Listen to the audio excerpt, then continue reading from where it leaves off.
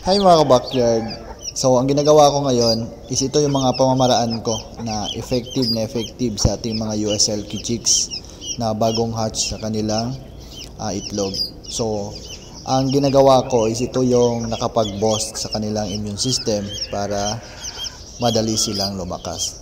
So tapusin mo ang video na ito mga ka-backyard dahil marami kang matutunan na tips and ideas kung ano ang mga ginagawa ko pag once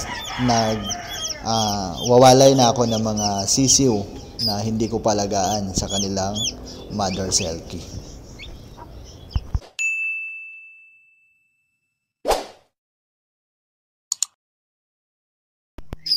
So ayan mga ka-backyard, nakababa na nga pala yung buff USL hen ko. So kitang kita nyo naman mga ka-backyard, hindi na siya nakantay na kunin natin sa kanya area na nililimliman. So ngayon ang gagawin ko, i-check ko na lang ito kung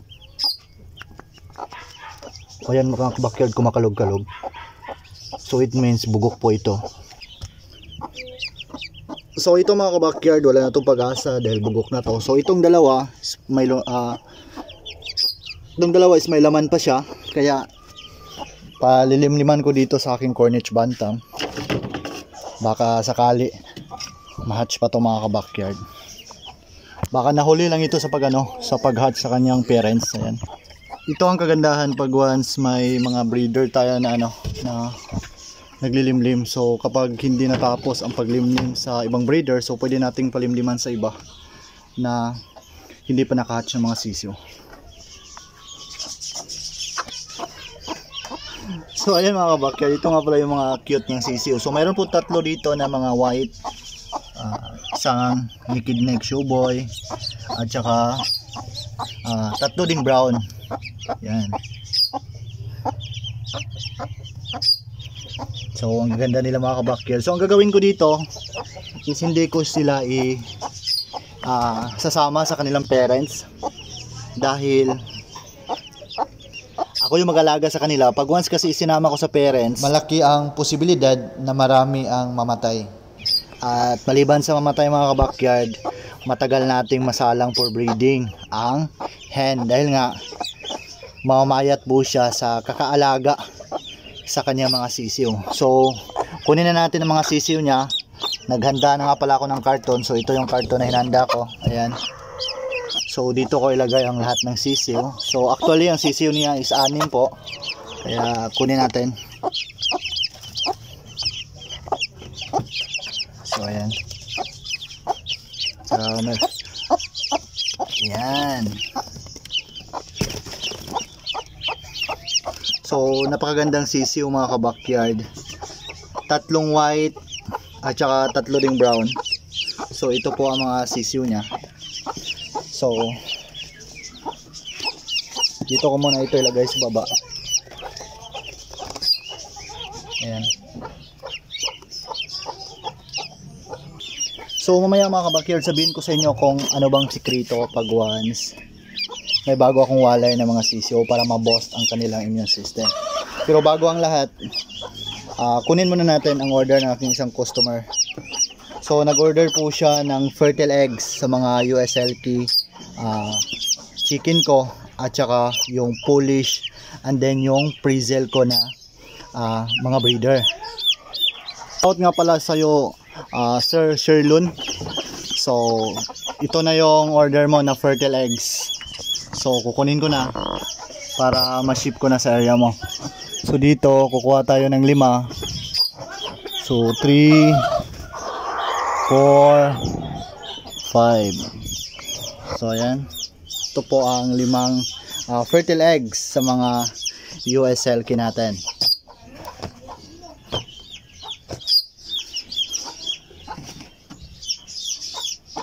Saka may natira pa po mga ka-backyard, may isa pang natira. So dito naman sa parisan ko mga ka-backyard na Polish at saka yung Polish Frizzle ko, ayan. Kukuha po tayo dito ng 10 fertile eggs para total 15 eggs na po ang mabil ni Sir sa atin. Kasi yung request niya na na itlog is total of 15 eggs po. So Banto, Zamboanga City nga pala itong fertile eggs na order niya ngayon mga ka-backyard. So ayan.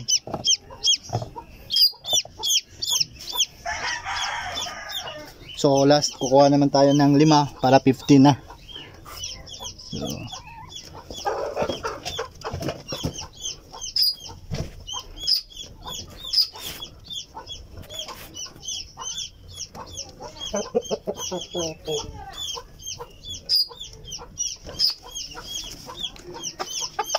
so yan mga backyard, 15 eggs na po ito. Ayan.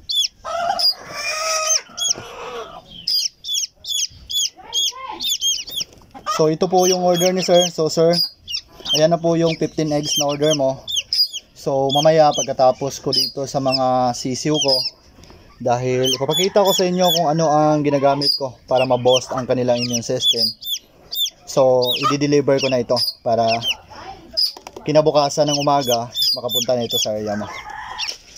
Ipapakita ko sa inyo kung paano ko bigyan ng painom ang aking mga sisiw para ma-boost ang kanilang immune system. So itong painom na ito mga ka-backyard is napaka-effective talaga sa ating mga alagang USLK chicks.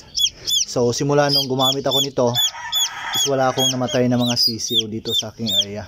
At gusto ko din i-share sa inyo para mayroon kayong idea pag once may sisiw kayo na inihiwalay sa inyong mga inahin na manok.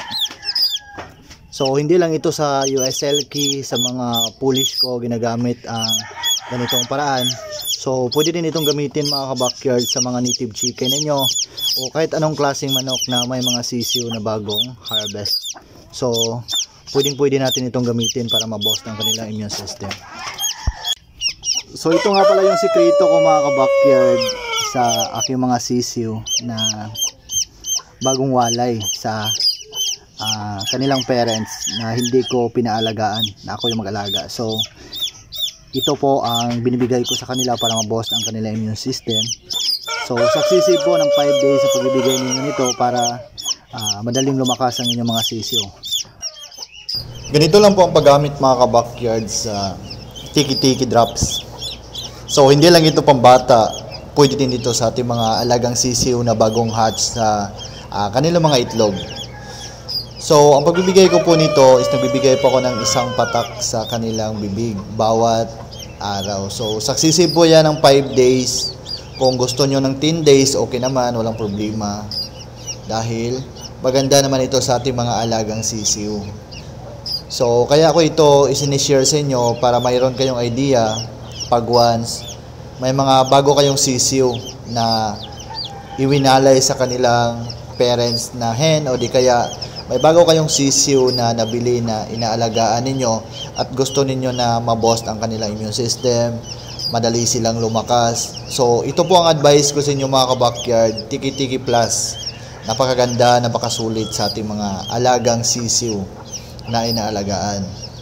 So maganda po ang result nito, nakapagbigay po ito ng malakas na pangangatawan sa kanila at hindi po matamlay ang mga sisiw ninyo pag nagbigay kayo nito. Ang iba kasi mga ka-backyard is nagbibigay sila ng brown sugar sa mga patubigan bago nila ilagay sa karton ng mga sisiw. So maganda naman yon mga ka-backyard, bawat breeder kasi iba-iba mga pamamaraan. So nirerespeto ko po ang kanilang mga pamaraan, maganda din yon. So ito lang po ang mga pamamaraan ko na ginagamit ko sa aking mga pancit chicken. So kung gusto nyong itry, gusto nyong gayahin, walang problema mga ka-backyard. Ang importante, na-share ko ang knowledge ko sa inyo para may idea kayo sa mga dapat gawin sa ating mga sisiw na bagong walay. So ayan, tapos ko na pong painom lahat ng mga sisiw. At pagkatapos nyo magpainom sa kanila mga ka-backyard, kung wala kayong brooder area sa inyong mga sisiw, so mas maganda na ilagay nyo sila sa karton sa loob ng inyong bahay at gumamit kayo ng ilaw na 25 watts. So ito po ang ginagamit ko sa aking mga sisiw na bagong walay para hindi po sila maginawan. Dahil mga sisiw po kasi mga ka-backyard is masyado silang sensitive sa ginaw. At kapag naginawan sila, lalong-lalo na pag hindi ninyo pinaalagaan sa kanilang parents, is kailangan talaga maglagay tayo ng ilaw sa loob ng karton nila para mayroon silang source of heat sa kanilang katawan para hindi sila madaling maginawan.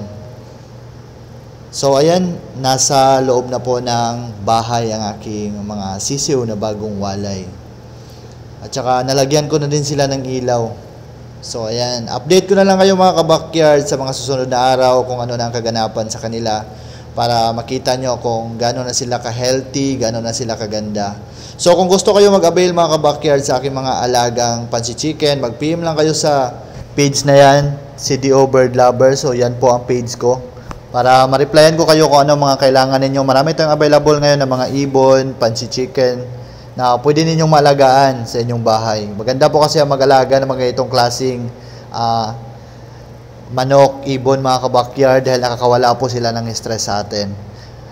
So hanggang sa muli mga ka-backyard, dito na magtatapos ang video natin. Kung bago ka pa lang sa aking YouTube channel, don't forget to like, share, and subscribe para friends na tayo forever sa aking munting channel.